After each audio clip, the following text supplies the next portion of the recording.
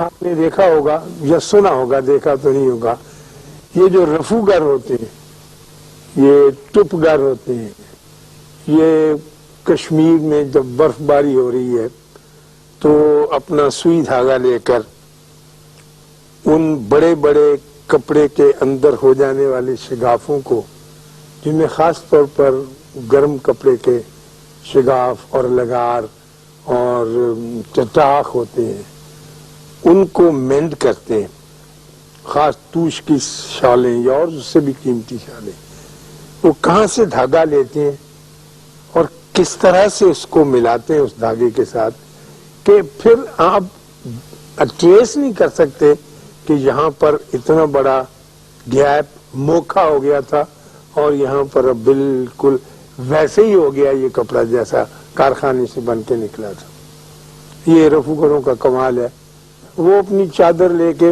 غریب لوگ اور اپنی کانگڑی سلگا کے، کانگڑی مٹی کی ایک انگیٹھی ہوتی اس میں کوئلے ڈال کے وہ پیٹ کے پاس رکھے رکھتے ہیں، گلابی چائے پیتے ہیں، دیوار کے ساتھ بیٹھتے ہیں اور بہت بھلے لوگ ہوتے ہیں۔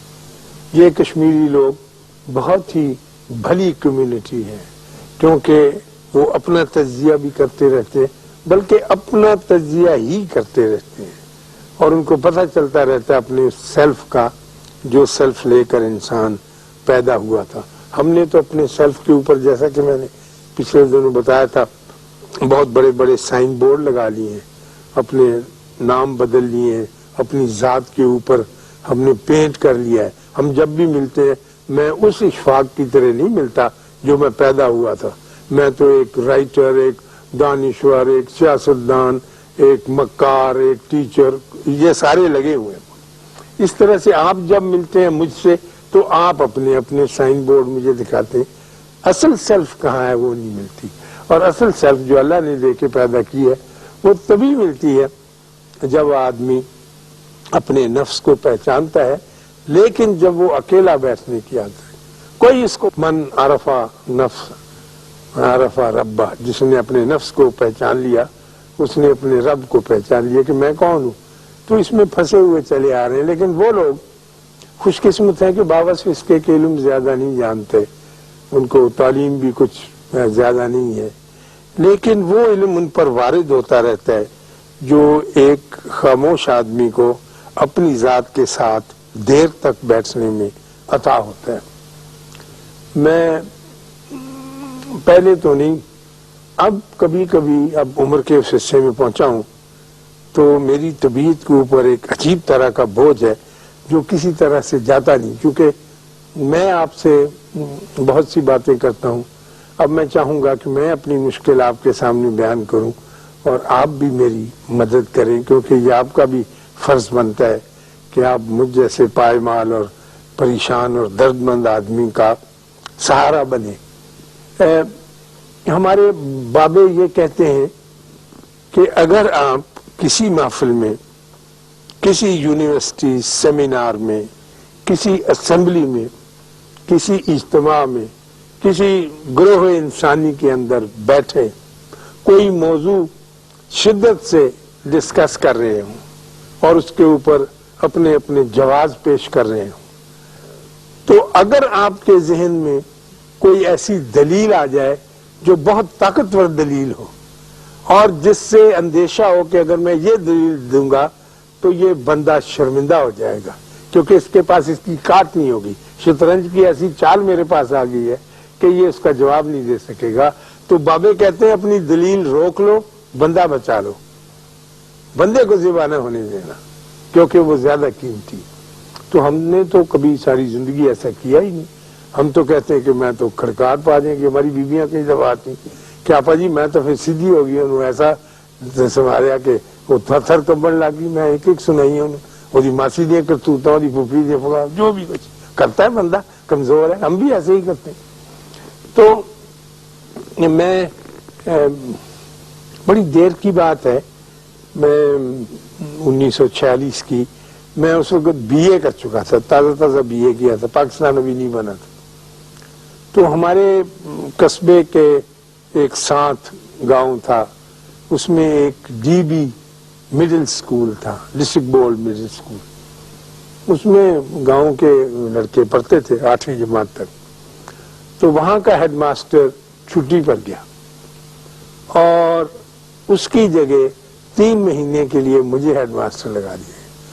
اب میں ایک پدا سا نوجوان بڑے فخر کے ساتھ ایک اسکول کو جو ہے ہینڈل کر رہا ہوں اور مجھے تجربہ تو نہیں ہے، لیکن میں زور لگا کے یہ بتانا چاہتا ہوں اپنے دوسرے ماسٹروں کو کہ بی اے کیا ہوتا ہے. لائک وہ بیچارے نارمل یا کچھ اس قسم کی پڑھے ہوئے تھے.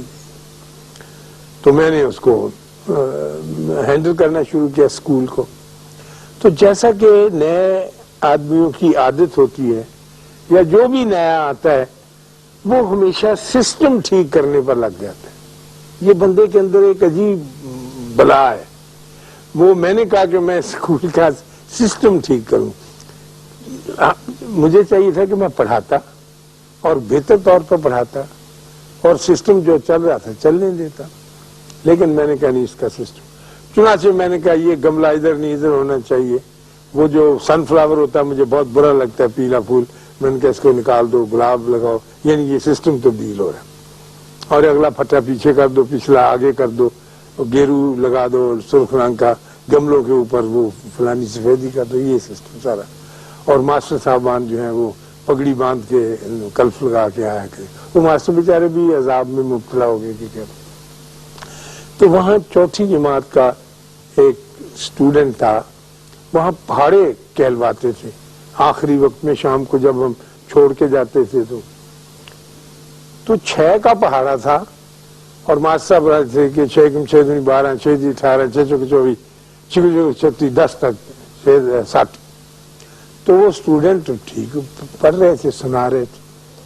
وہاں جا کر میں نے ایک شرط عائد کر دی کہ بچوں کے اندر بیشفلنس، شرمندگی اور خفت دور کرنے کے لیے ان کو سٹیج پہ آنا چاہیے اور بلیک بورڈ پہ کھڑے ہو کر یہ جو پہاڑا ہے اس کو لکھنا چاہیے. لکھنے میں ان کو کوئی دقت نہیں تھی، لکھنا پڑھنا چوتھی جانتی، لیکن یہ لکھیں اور لکھنے کے بعد پھر گا کے پڑھیں. تو ایک لڑکا تھا، اب مجھے یاد نہیں اس کا نام صادق تھا یا صدیق، ان دونوں ناموں میں سے ایک تھا. اس نے انکار کر دیا کہ میں نہیں آؤں گا بلیک بورڈ کے پاس اور میں چاک سے نہیں لکھوں گا. دیکھیے بالکل معمولی سی بات ہے. تو ماسٹر صاحب نے کہا کہ یہ صاحب کا حکم ہے، ہیڈ ماسٹر صاحب کا، تمہیں لکھنا پڑے گا. اس نے کہا میں نہیں لکھتا. شرماتا ہوگا، شرمیلا بیچارہ گاؤں کا لڑکا. تو اس نے جب نہیں لکھا تو اس نے میرے حکم کے مطابق اسے میرے سامنے پیش کیا دفتر میں اور اس نے کہا جی کہ یہ پہاڑا تو ٹھیک جانتا ہے لیکن لکھتا نہیں ہے بورڈ جو. تو میں نے اس سے پوچھا کہ تم کیوں نہیں لکھتے؟ اس نے کہا میں نہیں لکھتا. تو میں نے اس کا کان پکڑ لیا جیسے ہوتا ہے، اسے مروڑا اور میں نے کہا تو یہ پتا ہے کہ میں تم بڑی سخت سزا دوں گا. میں نے یہ اصول قائم کیا ہے، جو سسٹم باندھا ہے اس کے مطابق تمہیں لکھنا پڑے گا. اس نے کہا نہیں جی میں نہیں لکھوں گا جی، مجھ سے لکھا نہیں جاتا. شرمیلا تھا شاید لڑکا. تو میں نے کہا ایسے کریں ماسٹر صاحب، آپ اس کو سارے اسکول میں ساری کلاسوں میں 8ویں تک پھرائیں اور لوگوں کو بتائیں اپنے اسٹوڈنٹس کو کہ یہ اس طرح کا نافرمان بچہ ہے اور اس نے ہیڈ ماسٹر صاحب کی بات نہیں مانی ہے اور اس کو ہم اپنی کمیونٹی میں سے، اپنے طلباء کی جماعت میں سے نہیں سمجھتے. کچھ ایسے فکرے بنا کی اور اگر آپ کو کوئی دقت ہو تو میں چلوں گا ساتھ. خیر وہ ماسٹر صاحب میرے حکم کے مطابق اسے لے گئے اور گھماتے رہے اور بتاتے رہے. اور جو دوسرے ماسٹر تھے 3-4 اور انہوں نے بھی بادل نخواستہ بڑا طبیب پہ بوجھ سمجھ کے اسے برداشت کیا. انہوں نے پسند نہیں کی میری یہ بات جسے میں اپنی ایڈمنسٹریٹو کوالٹی سمجھتا تھا سسٹم کی. تو خیر وہ گھوم گیا. میں نے کہا بہت اچھا کیا. پھر وہ لڑکا چلا گیا. اس کے بعد کبھی نہیں آیا. اس کے والدین کے بارے میں پوچھا، انہوں نے کہا جی وہ نہیں آتا، وہ گھر پہ ہی رہتا ہے. میں نے اس کو اتنا بڑا سکار دے دیا، ایک اتنا شدید زخم کہ وہ اس کی تاب نہ لا سکا. میں نے کسی بدنیتی سے تو نہیں دیا، لیکن اب جب میں بیٹھتا ہوں اپنے ساتھ تو میں سمجھتا ہوں کہ اتنی بڑی حماقت جو تھی اس نے اتنے اچھے پیارے صحت مند بچے کے ساتھ کیا کیا. تو وہ بیچارہ برداشت کر کے چلا گیا. اس کے والدین، میں نے کہا دفع کرو، کوئی بات نہیں، میں اس کی پرواہ نہیں کرتا، اس کو ایسی ہی سزا ملنی چاہیے تھی. لیکن اس وقت میرے ذہن میں نہیں آیا یہ اسکار کا لفظ SCAR کہ میں نے زخم دیا ہے، نشان دیا ہے. میں کہتا تھا ٹھیک ہے، ایسے ہی ہونا چاہیے، پڑھانے کے لیے تو یہ سب کچھ کرنا پڑتا ہے. پھر وہ زمانہ گزر گیا، پاکستان بن گیا، ہم ادھر آ گئے، وہ لوگ پتہ نہیں کہاں چلے گئے، کدھر ہوں گے میں اب تک نہیں جانتا. تو ایسے ہی مجھے پتا چلا کہ وہ گھرانہ جو تھا وہ ساہیوال چلا گیا تھا.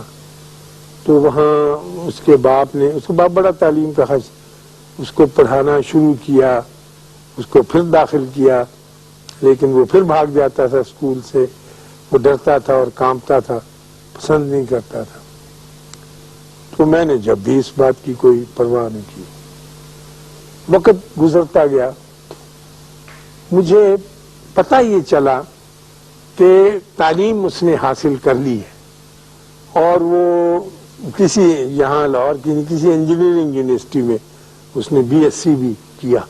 اندازہ تھا، جو لوگ مجھے آ کے یہ بتاتے تھے کہ شاید یہ وہی لڑکا ہو، لیکن میں یقین سے نہیں کہہ سکتا تھا کہ وہ.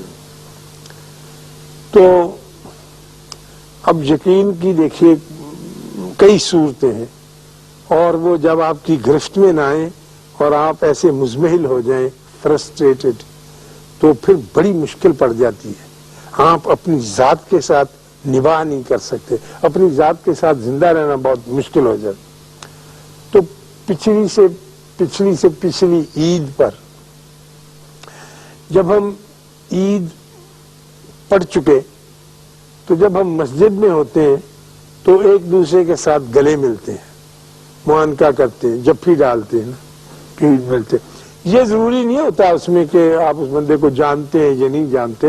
آپ کی صف میں ادھر کا بندہ ہو، ادھر کا بندہ ہو، کھڑے لوگ ہو، کوئی بندہ معروف ہو تو زیادہ لوگ اس کو جپھی ڈالنے کی کوشش کرتے ہیں. تو میرے ساتھ لوگ ملتے رہے، ہم ایک دوسرے کے ساتھ بڑی محبت سے جپھی ڈالتے رہے. اور میں یہ سمجھتا رہا کہ سارے ہی اس بات کے آرزو مند ہیں کہ یہ اشفاق صاحب ہیں، تو ان کے ساتھ تو معانقہ کرنا بہت ہی مباح بات ہے. تو وہاں ایک نوجوان کھڑا تھا، وہ بھی کسی سے مل رہا تھا. میرے دل میں خیال آیا کہ یہ میری طرف تو متوجہ نہیں ہوتا، تو میں ہی اس کی طرف متوجہ ہوں. میں نے اس کے کندھے پہ ہاتھ رکھا، اس نے پلٹ کر دیکھا. میں نے آگے بڑھ کر اسے جفی ڈالنے کی کوشش کی تو اس نے دونوں ہاتھوں سے مجھے پرے نکالی. اب میرا یقین ہے کہ یہ وہی لڑکا تھا. میں تو بڑا تھا، مجھے تو وہ پہچانتا ہے، وہ تو اتنا چھوٹا سا چوتھی جماعت کا. اب میں اس کو تلاش کرتا ہوں اور بہت تکلیف میں ہوں، اور میں اس بات کا آرزو مند ہوں کہ کسی طرح سے مجھے اپنی ذات سے اس سے معافی ملے. بظاہر تو یہ اتنی بڑی کوتاہی نہیں تھی، لیکن جو واقعہ گزرا اور جس طرح سے اس کے دل کے اوپر گزری، کتنے برس گزر گئے، یہ ساتھ ہی چلا آ رہا ہے اس کے. اور اب میرے ساتھ بھی وہ واقعہ جو ہے اپنے ایک نئے روپ میں اجاگر ہو کے مجھے بھی ہانٹ کرتا ہے، جسے کہتے ہیں. تو میں آپ سے اور سب سے یہ بالکل درخواست کروں گا کہ بظاہر یہ بات معمولی لگتی ہے، بظاہر ہم یہ بات کہہ دیتے ہیں کہ کوئی بات نہیں، میں اس کو ایسا پوائنٹ مارا کہ اس کی میں نے پھٹکڑی پھول کر دی، ایسے کہتے رہتے. لیکن ایک بندہ زندہ رہتے ہوئے بھی اپنی اندر کی لاش ساتھ اٹھائے پھرتا ہے، اور آپ اس کے قاتل ہیں، تو اس کا دین، اس کی دیت، اس کا قصاص کس طرح سے ہو یہ سمجھ میں نہیں آتا ہے. وہ کشمیری جن کو ہندوستانی گورنمنٹ اپنا اٹوٹ انگ کہتی ہے کہ یہ ہمارے بدن کا ایک حصہ ہے، انہوں نے پچھلے 55 برس میں کتنے زخم ان کو دیے، جسمانی بھی، روحانی بھی، نفسیاتی بھی، نفسی بھی، اور ہر طرح کے دیے. اور ساری کی ساری قوم جو ہے وہ ان کے سامنے ویسی ہی ہو گئی ہے جس طرح ایک سکار لے کے انڈیویجول کی میں نے آپ سے بات کی، وہ سارے کے سارے اس طرح کے. اور ان کے دل پر، حالانکہ اکثر لوگ یہ سمجھتے ہیں، آپ بھی اکثر آپ بیٹھے بات کرتے ہیں کہ نہیں انڈیا کے بہت اچھے ناچ گانے ہوتے ہیں، وہ دھیمے انداز کی بیبیاں ماتھے پہ بندی لگاتی ہیں تو اچھی ہوتی ہیں. لیکن یہاں پہنچ کر جس طرح میں اپنے آپ کو دیکھتا ہوں، میں اس اتنی بڑی قوم کو ملاحظہ کرتا ہوں، تو وہ بھی ان لوگوں کو، کوئی گھر ایسا نہیں سارے کشمیر میں، کوئی ایک گھر جس کے اندر ان کی انڈیا کی فوج نے کوئی جانی نقصان نہ پہنچایا، کوئی گھر ایسا نہیں. اور پھر ساتھ ہی وہ کہتے ہیں کہ یہ ہمارے چونکہ بہت پیارے اور ہمارے بدن کا حصہ ہیں اور ہمارا انٹیگرل پارٹ ہے اور ہمارا اٹوٹ انگ ہے، اس لیے ہماری محبت کرنے کا یہی طریقہ ہے جو اب ہم کر رہے ہیں، ان سے 7 لاکھ کی فوج اندر بھیجی ہوئی ہے. تو ایسی کوتاہیاں انفرادی طور پہ بھی ہوتی ہیں آدمی سے، اجتماعی طور پہ بھی ہوتی ہیں. اور جب اجتماعی رنگ میں ہونے لگے تو باوجود اس کے کہ بظاہر یوں محسوس ہوتا ہے کہ وہ کامیاب ہیں، لیکن بباطن کامیاب ہوتے نہیں ہیں. ہمارا اور اللہ کے ٹائم کا بڑا فرق ہے. ہمارا جو ایک دن ہے اللہ کا تو وہ کچھ نہیں، پتہ نہیں کتنا ہمارا ٹائم لگ جائے گا تو اللہ کا ایک دن بنتا ہے. اللہ نے کہیں فرمایا بھی ہے اس کی کیلکولیشن.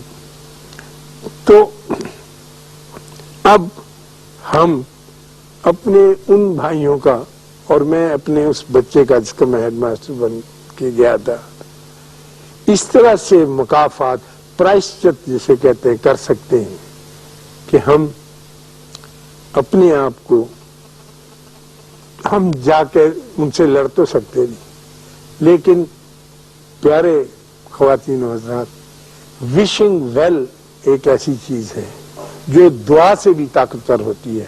میں اس کے اوپر کسی اگلے پروگرام میں بات کروں گا کہ دعا لفظوں کے ساتھ مانگی جاتی ہے، لیکن جب آپ کسی کے لیے وش ویل کرتے ہیں، آرزو اچھی رکھتے ہیں کہ یہ غلام محمد بڑا اچھا آدمی ہے، اللہ اس کو بھاگ لگاتا، آپ کہیں بیوقوفی سے بے خیالی میں کہہ دیتے ہیں اور کوئی وجہ نہیں کہ آپ کی وہ دعا یا وشنگ ویل اس کو پکڑ لے.